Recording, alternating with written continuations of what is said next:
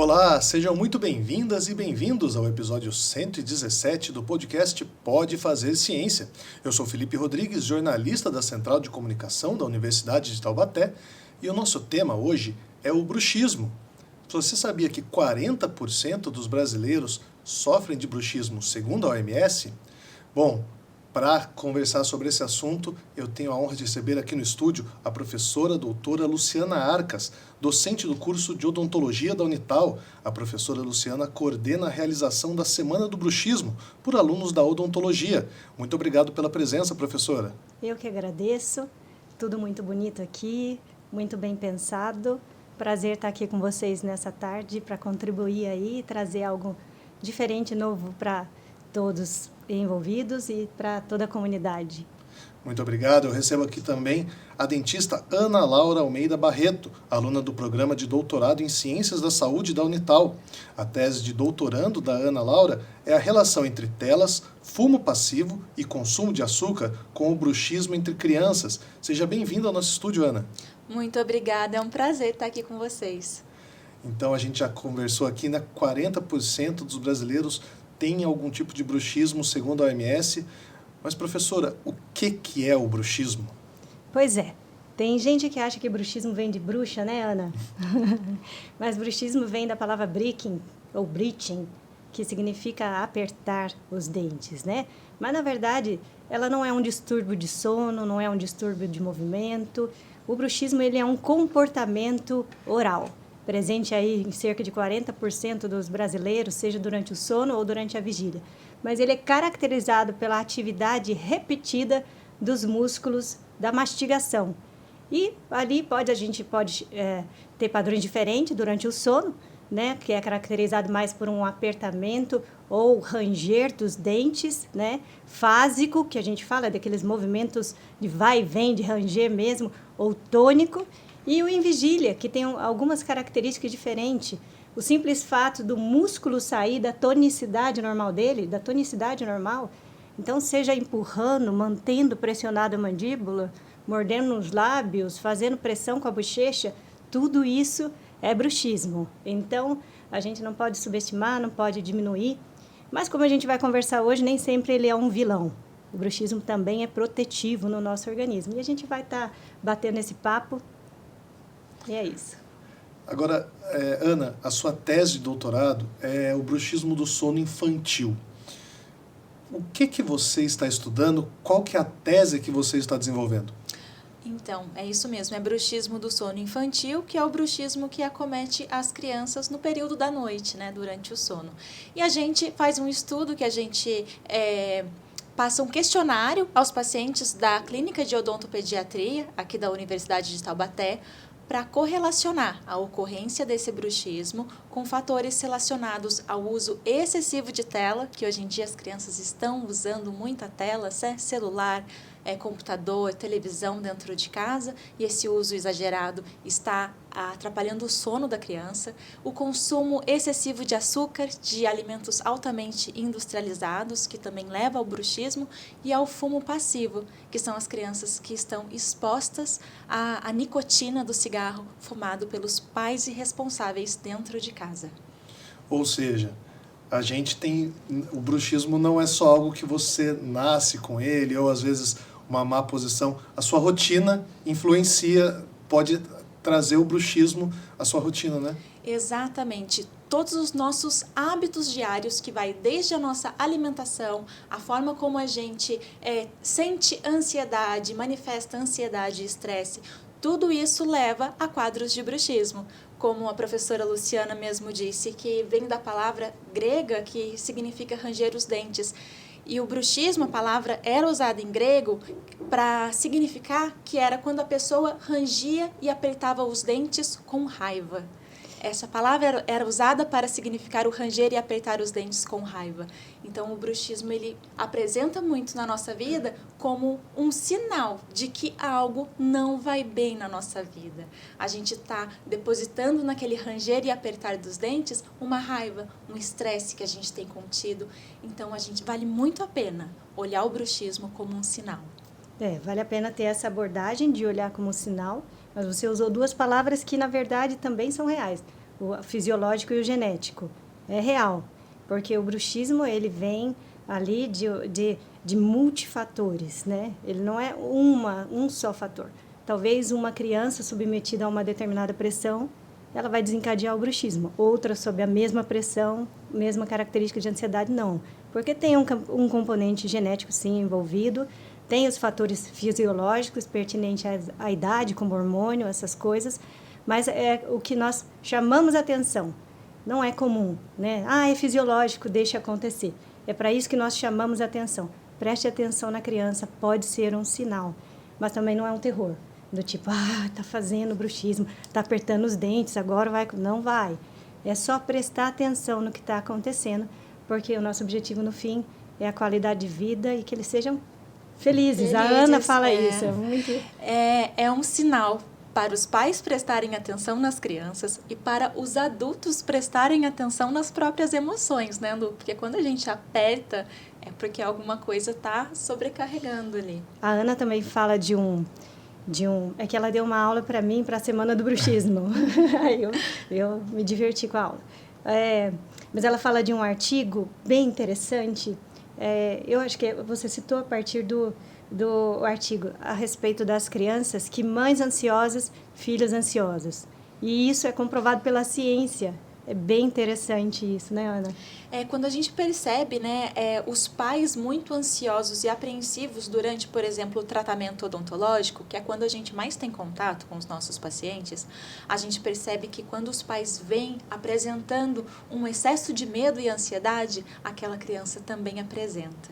Então, observar todo o ambiente que o bruxismo está envolvido, tanto o paciente quanto as pessoas ao redor. Quem são essas pessoas? Quem é o ambiente? O que é esse ambiente que você está vivendo que está sobrecarregando você?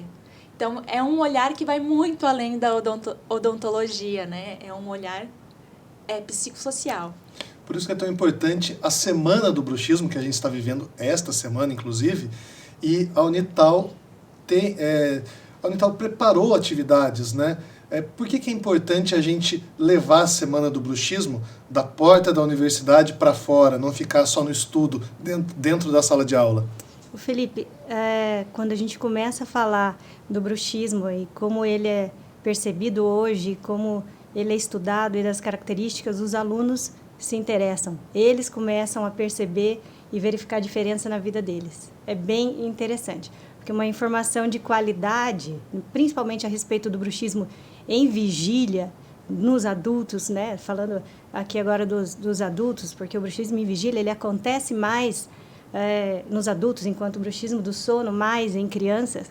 Então, quando a gente fala do bruxismo em vigília ali, se você se atentar, se você tiver consciência da posição correta de repouso da língua, da musculatura relaxada, do jeito que ela deve estar, isso já muda o seu padrão muscular. Isso já deixa de sobrecarregar músculos, dentes, né? Então, a gente vê benefícios.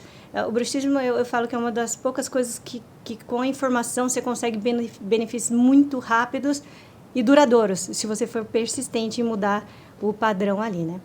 Também costumo falar que cada um tem um escape. A Ana falou dos escapes, cada um tem um escape, né? Às vezes, você tem que substituir esse escape, né? O bruxismo de vigília, ele acontece ali quando você foca muito em uma atividade, em algumas pessoas, né? Quando você foca muito ou quando você tá ansioso. Então, até um dos vídeos dos alunos, eles falam, pare, respire, só isso já vai melhorar. Então, e é artigo científico. Respirar faz diferença durante o dia. Parar e respirar faz diferença.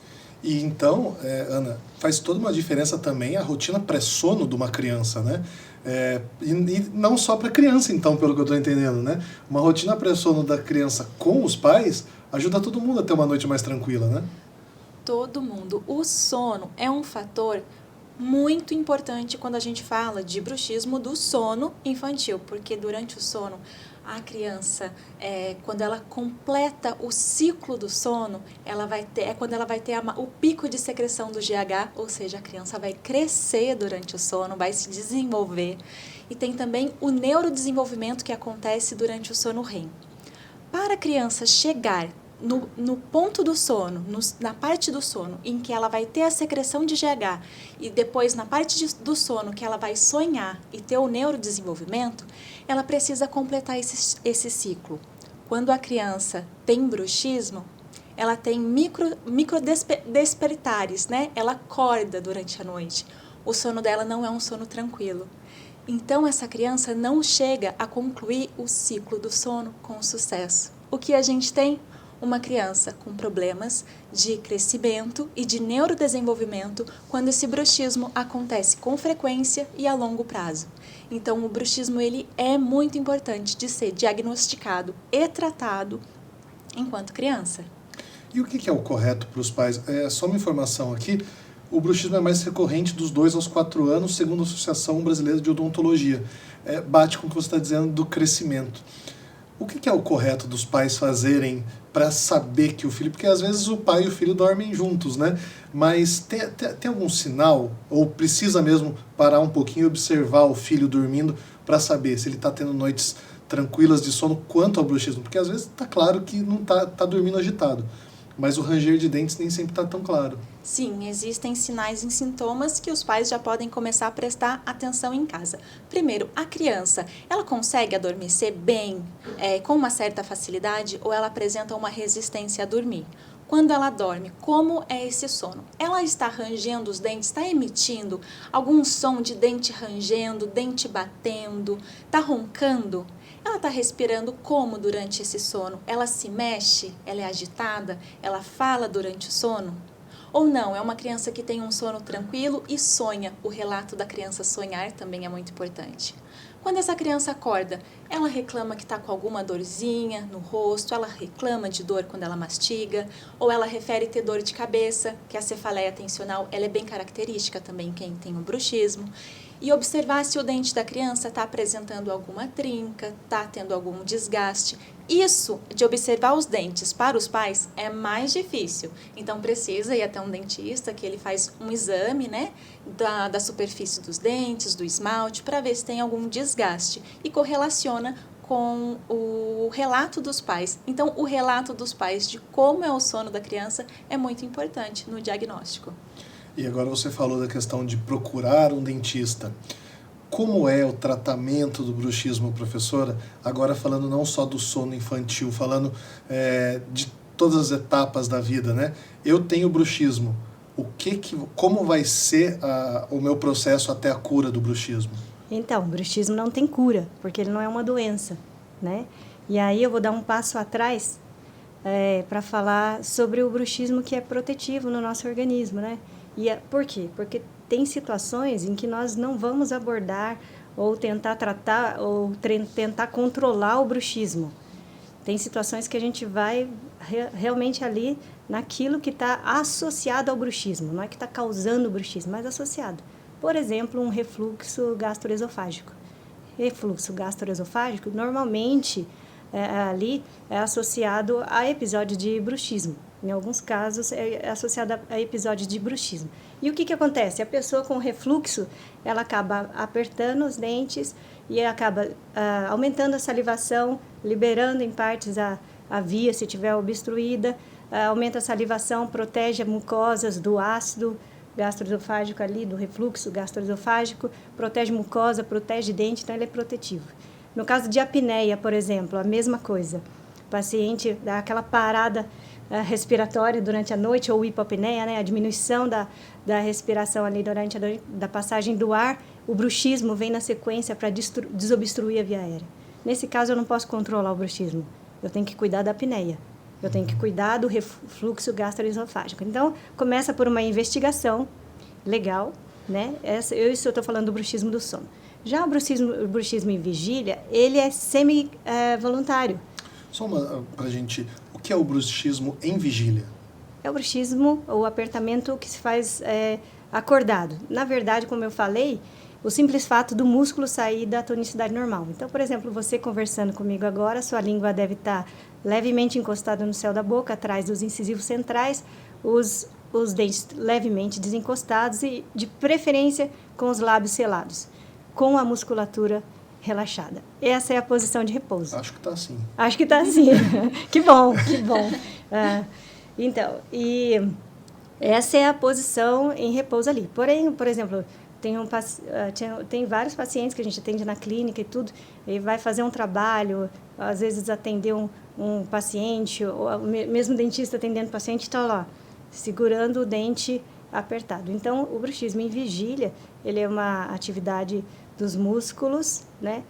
Seja por encostar o dente, seja por apertar o dente, ou seja por tensão. Tem gente que consegue tensionar a língua no céu da boca, pressionar a musculatura sem encostar os dentes. Isso é bruxismo também, entende? No momento de tensão, no momento de nervosismo, que isso pode acontecer a qualquer momento, no trabalho, uma reunião tensa. Isso acaba apertando.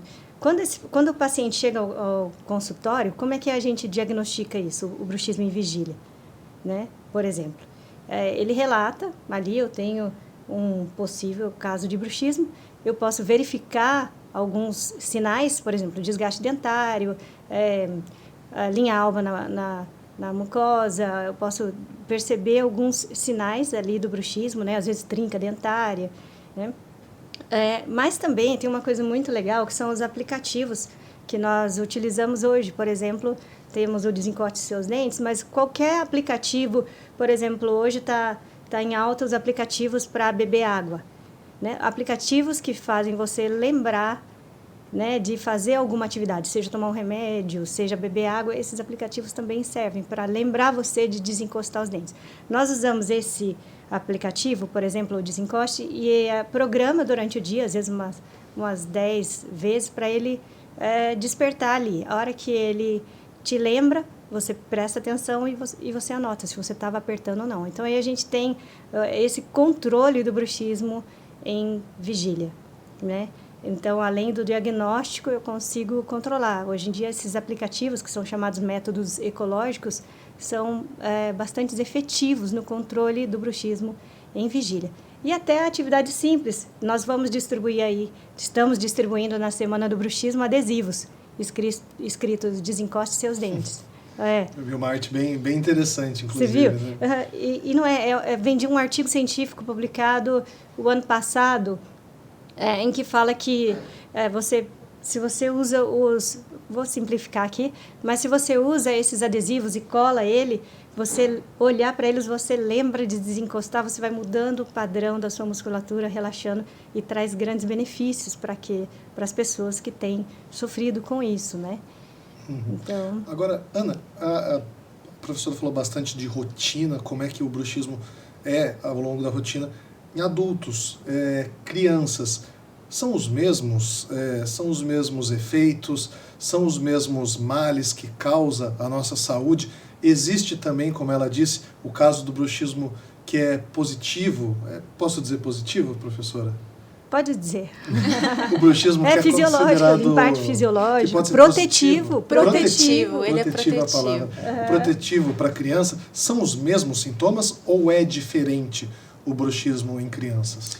O bruxismo protetivo em crianças são os mesmos sintomas do adulto, mas o bruxismo protetivo, embora ele seja positivo, ele também é um sinal de que algo não vai bem.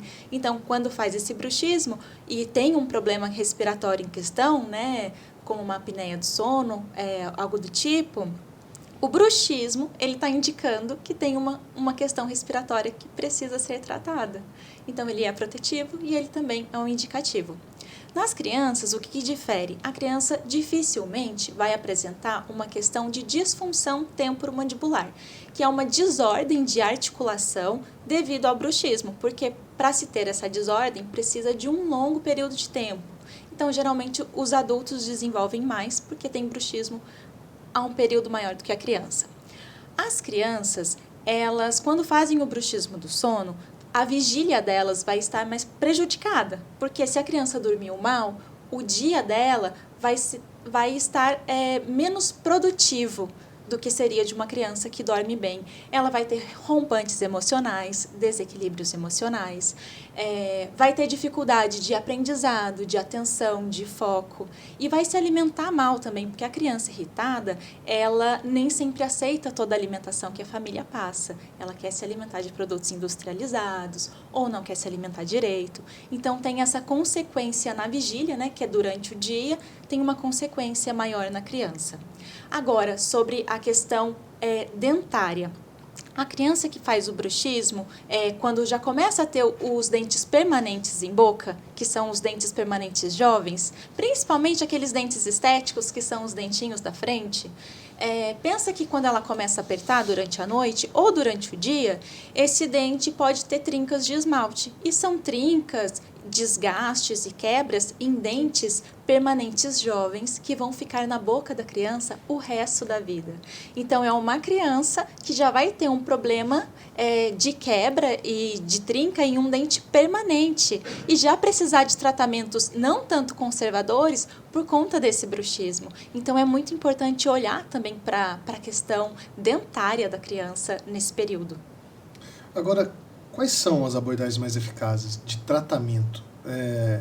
Igual você comentou, né? Não tem cura, mas como que a gente pode controlar o bruxismo? Então vamos separar aí o do sono e o vigília. Vão ser dois tratamentos diferentes. Vão ser diferentes. Dois controles diferentes. Dois controles diferentes. Essa placa oclusal que nós colocamos às vezes para proteger os dentes, uma placa acrílica grossa, estudos recentes têm mostrado que não somente a placa oclusal acrílica, mas de outros dispositivos, quando você coloca na boca, o cérebro entende ali, opa, tem alguma coisa diferente, e para de apertar. Basicamente, os estudos mostram assim, cerca de 8 semanas diminui ali esse apertamento. Aí depois volta a apertar, só que agora a gente colocou uma proteção para os dentes. Como eu falei sobre, no caso do sono, de tratar a causa que eu falei da apneia, do refluxo, tem outra coisa muito importante que são medicações. Como você falou sobre 40% das pessoas com bruxismo, o Brasil está entre os países mais ansiosos do mundo, né? Aqui, muita gente toma medicação ansiolítica. A média mundial é 30%, a gente está acima da média mundial. Pois é.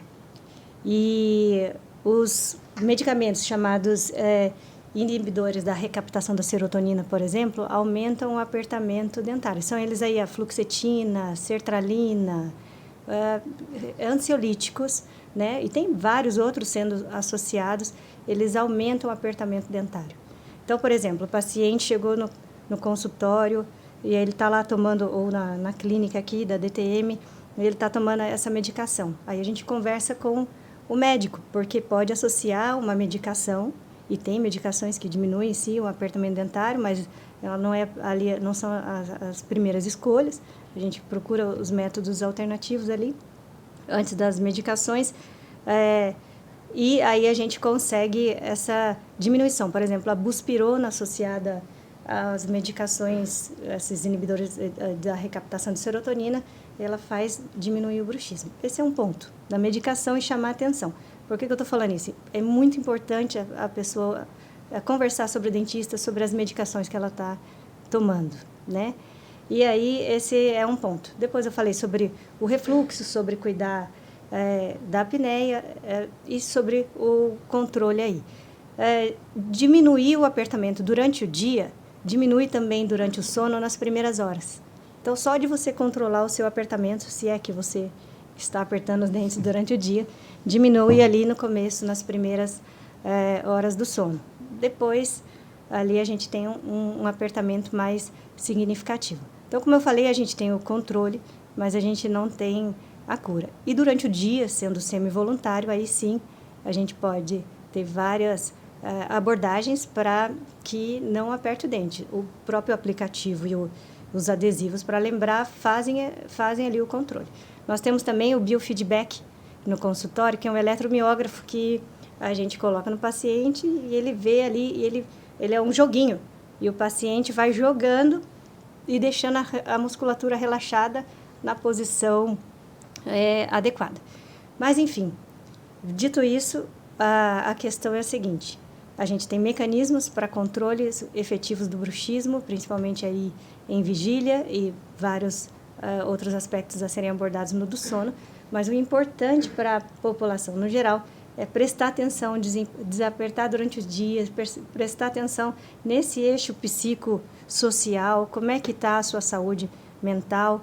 Os exercícios respiratórios durante o dia e meditação têm sido associado a uma melhora no bruxismo também durante vigília, em alguns casos até durante o sono. Então, prestar atenção na qualidade de vida é importantíssimo aí. Agora, para quem está nos acompanhando aqui no podcast, vamos supor que é uma pessoa que, já peguei rangendo dente, acho que eu tenho bruxismo, e não fez nada, no longo prazo. O que um bruxismo a longo prazo traz para a saúde da pessoa? O bruxismo, ele pode desencadear a disfunção temporomandibular, né? Que pode se tornar aí uma dor crônica nos músculos da face e articulação. Então, o bruxismo em si, ele sobrecarrega dentes, podendo fraturar dentes e olha, o bruxismo em vigília, o apertamento durante o dia tem sido associado mais à fratura do que o bruxismo durante o sono. Então, eu tenho as fraturas dentárias, eu tenho a dor muscular e eu tenho episódios, pacientes com bastante, aqui na clínica a gente atende bastante, com mialgia. Nos casos das disfunções temporomandibulares, que são esses grupos de condições musculares e articulares, 90% dos pacientes com DTM, que é a disfunção, fazem bruxismo, 90%. Tem estudos recentes mostrando. Então, o bruxismo é considerado um fator de risco para desenvolvimento das disfunções temporomandibulares, além das fraturas dentárias, né, da dor de cabeça, da tensão, e essas dores podem se cronificar aí, né? Então não é só a saúde do dente, a qualidade de vida, Com a certeza. qualidade do seu sono, você pode estar ansioso. Ele está mostrando muita coisa que você não está prestando atenção, né? E às vezes, indo atrás do bruxismo, você consegue cuidar de muitos outros pontos da sua vida. Muitos outros. É um sinal de alerta para você rever a sua vida de uma maneira geral e ajustar aquilo que precisa ser ajustado. Porque você desenvolver uma desordem na articulação é dolorido e vai atrapalhar a sua qualidade de vida. Mas você também não tratar aquela ansiedade, aquele estresse, aquele ponto que está causando o bruxismo na sua vida, vai somatizar em outros fatores sistêmicos, não necessariamente pontualmente somente na articulação, mas em todo o corpo. Você pode desenvolver diversas outras doenças e problemas, né? Atrapalhar a sua qualidade de vida e o seu desenvolvimento potencial como humano. Então, sempre lembrar que o bruxismo, ele é um sinal de alerta. E para você se olhar com um olhar mais carinhoso, se acolher e procurar tratar aquele incômodo que está manifestando no seu corpo. Agora, durante a sua pesquisa da tese de doutorado, o que você está notando até agora? Você termina no ano que vem, né? Ainda é uma tese em desenvolvimento, mas o que você já está notando de resultados? O que você está vendo de novidade aí com relação à forma como essas crianças estão sendo influenciadas a um sono com bruxismo? O que eu vejo de muito legal nessa tese é que a nossa pesquisa ela é realizada diretamente com os pais e com os pacientes dessas crianças que estão aqui na clínica. Então, tem um envolvimento da comunidade muito grande. E só dessa conversa que a gente tem, né, que às vezes parece pouco, mas é só uma conversa, é uma conversa e uma análise clínica de um diagnóstico. A gente observa que aquela criança tem o bruxismo e a gente consegue orientar os pais para que naquela noite, a partir daquele dia, eles já mudem alguns comportamentos e situações em volta da criança que estão prejudicando. Então, é um pai e uma mãe que deixa de fumar perto da criança, deixa de acender o cigarro e às vezes até diminui a própria frequência, né, do cigarro para não estar fumando perto da criança. A criança que busca dormir mais cedo, desligar a televisão, desligar o celular antes de dormir, se alimentar um pouco melhor. E para os pais irem prestando atenção em como essa criança está se comportando durante o dia. Então, acaba melhorando a saúde da família como um todo. E isso eu estou gostando muito de ver o resultado, porque a gente conversa com os pais em uma semana, daí 2, 3 semanas depois vem o retorno deles contando, olha, deu certo, ou percebi mesmo que está fazendo o bruxismo à noite e que a criança está melhorando em alguns aspectos. Isso é muito legal. Tem um horário, por exemplo, eu vou começar a rotina de sono do meu filho. Tem um horário que eu já falei, a partir desse horário, tela proibida em casa.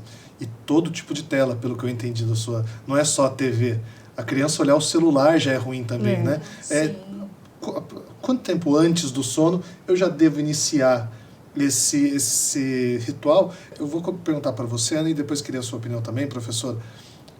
Primeiro, para as crianças, o quanto de tempo é importante a gente começar esse ritual do sono, longe das telas, e não é só tela, TV, assistir a televisão, é não olhar no celular mesmo, e também os adultos. Quanto tempo que a gente já precisa, antes de dormir, já começar esse detox para conseguir ter uma qualidade de sono boa e também conseguir tirar, se for possível, o bruxismo da nossa rotina.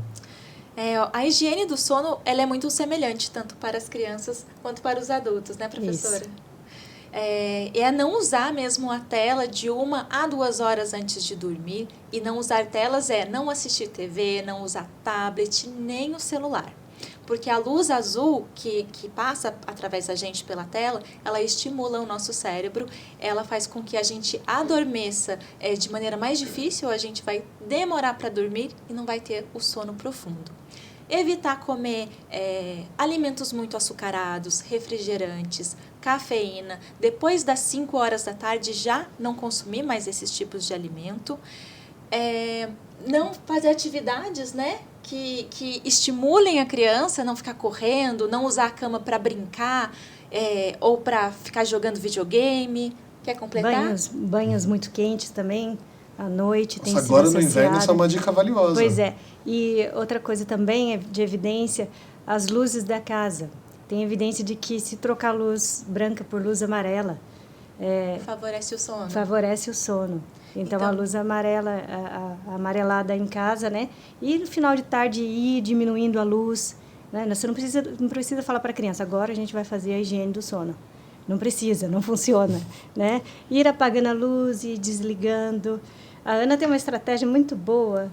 Eu queria comentar dela agora. Uhum. A minha estratégia é a seguinte, eu sempre peço para os pais tirarem televisão, Wi-Fi da tomada, porque assim você não vai levantar da cama para voltar a ligar.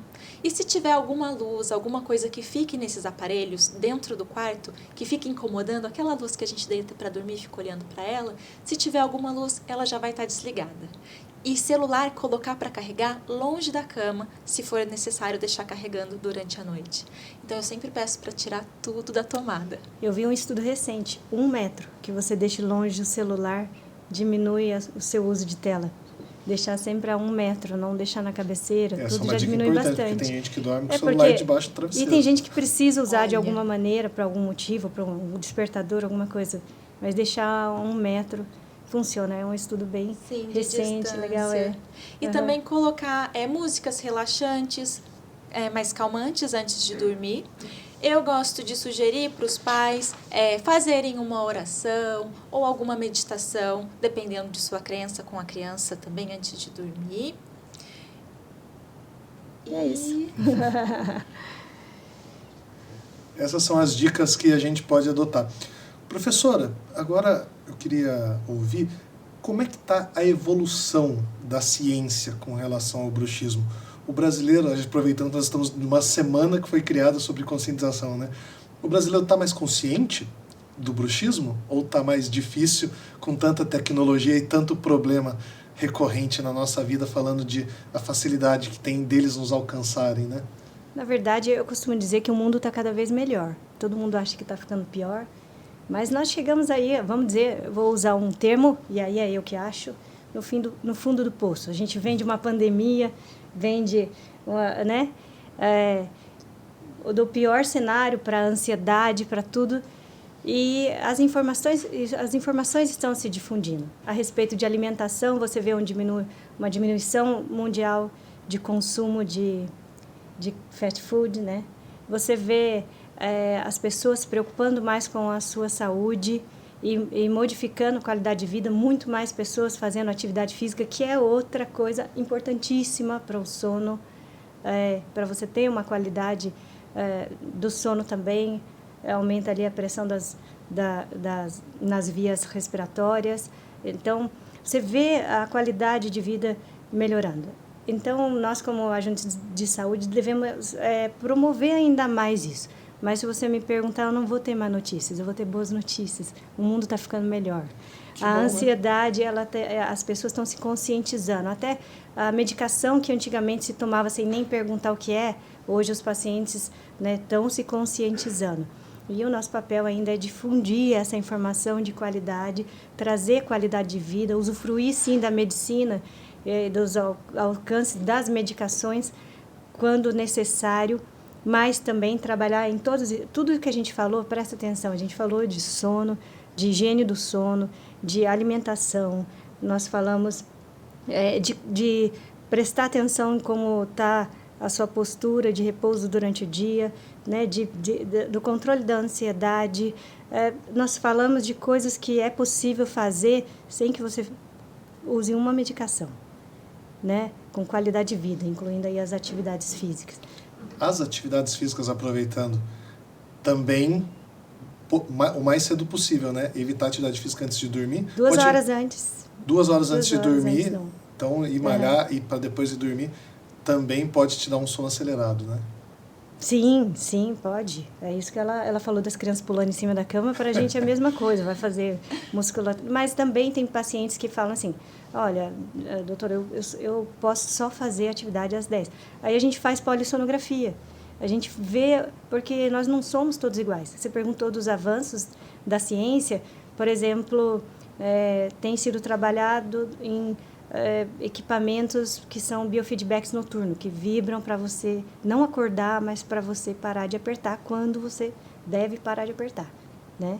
Então, esse daí é um caso. Outra, estudos genéticos têm mostrado onde que está aí a associação com o bruxismo nos pacientes com algumas alterações, né, em genes também sendo comprovadas aí. E a gente tem essa evolução da ciência, né? Mas tudo está convergindo para que a gente preste atenção na qualidade de vida.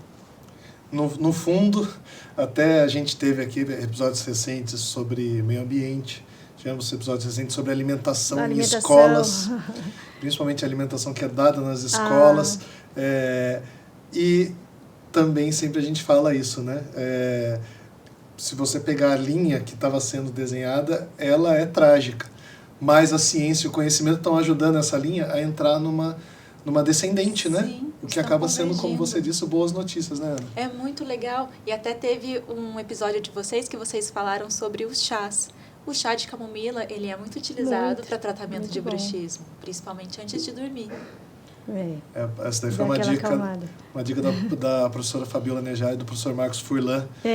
Inclusive, fala o último podcast. Exatamente, surgiu exatamente disso.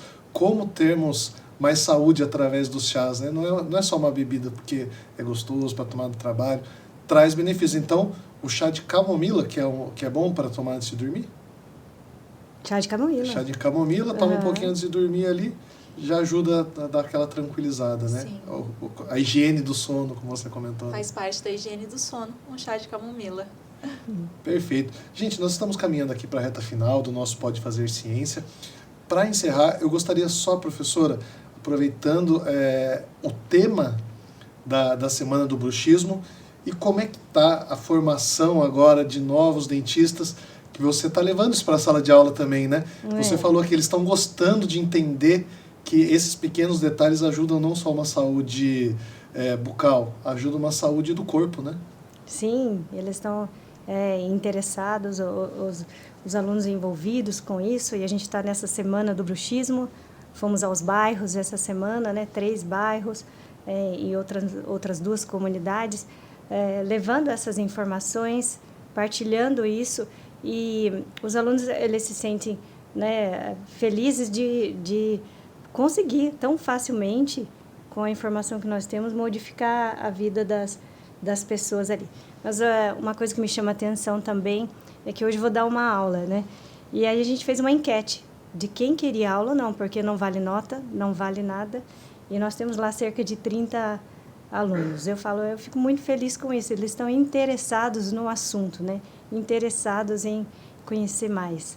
Então é bem interessante fazer parte desse momento e ver, partilhar dessas informações que fazem diferença na vida deles e na vida né, de quem está próximo deles e todos aqueles que eles vão atender ali no futuro, né, formando profissionais mesmo com qualidade e preocupados com a qualidade de vida dos seus pacientes. Aqui a gente fala muito a formação mais humana, né? Principalmente na área da saúde, tem que ser muito humano, né? Você não pode olhar e pensar em números, você tem que pensar que eles são pessoas, né? E Ana, nesse sentido eu queria que você, a gente chegando nessa reta final, explicasse também se você está vendo que os pais estão atentos às orientações que você vai dando ao longo dessa tese de doutorado. Os pais estão comprando essa ideia? Puxa vida, eu preciso ser mais saudável para o meu filho ser mais saudável? Os pais compram a ideia quando eles percebem que a vida deles, o comportamento deles, as emoções deles repercutem diretamente nas crianças. As crianças, elas pegam muito do que os pais estão sentindo. Às vezes os pais pensam que as crianças não entendem.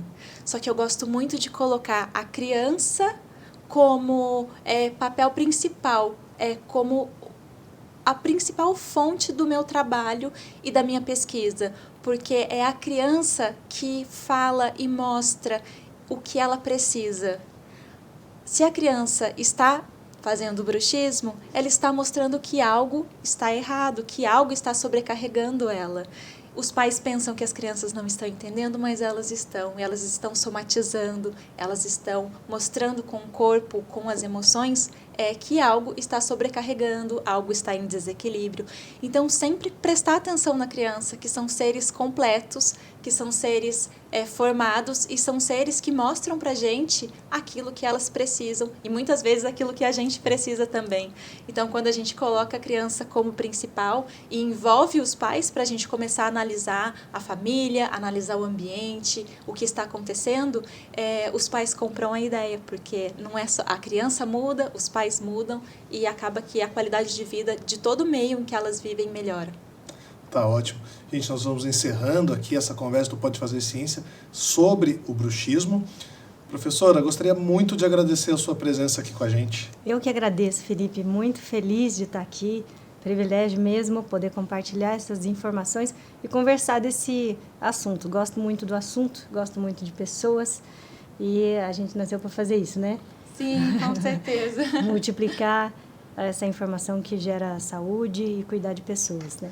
E um dos objetivos do Pode Fazer Ciência é a gente trazer esses assuntos que muitas vezes as pessoas veem falar por aí e não dão a mínima importância, é trazer para a realidade de todo mundo, mostrar que isso afeta, nesse caso aqui, por exemplo, nós estamos falando de 40% dos brasileiros. Fazendo uma conta aqui, a gente está falando de quase 100 milhões de pessoas, né, Ana? Sim, e às vezes as pessoas não entendem o termo técnico, mas quando vê a gente descrevendo, percebem, nossa, eu faço isso, né? E eu realmente preciso observar algumas coisas na minha vida. Então, você acaba comovendo todo mundo que escuta e entende sobre o que a gente está falando. E a gente está acostumado a precisar de grandes coisas para mudanças, e essas são pequenas coisas. Pensa que eu estou falando de um adesivo, eu estou falando, né, de um aplicativo, eu estou falando de prestar atenção, de respirar, né? Então, de desacelerar antes de dormir, tem né? que mudar a mentalidade. Realmente, pequenas coisas vão fazer grandes mudanças e vão causar diferenças aí para melhor. Tá ótimo. Ana, gostaria muito de agradecer a sua presença aqui. Boa sorte na sua tese, está quase terminando o doutorado. Eu que agradeço, muito obrigada. E espero em breve estar voltando para compartilhar os resultados. Opa, estaremos aqui aguardando. Gente, nós vamos ficando por aqui com mais esta edição do Pode Fazer Ciência, que é um podcast da Unital. Nossos episódios vão quinzenalmente às quartas-feiras no YouTube mais Unital. Você também nos acompanha às quintas-feiras no programa Convergência da FM Unital e na plataforma de podcasts Spotify. Eu me despeço por aqui e até o próximo Pode Fazer Ciência.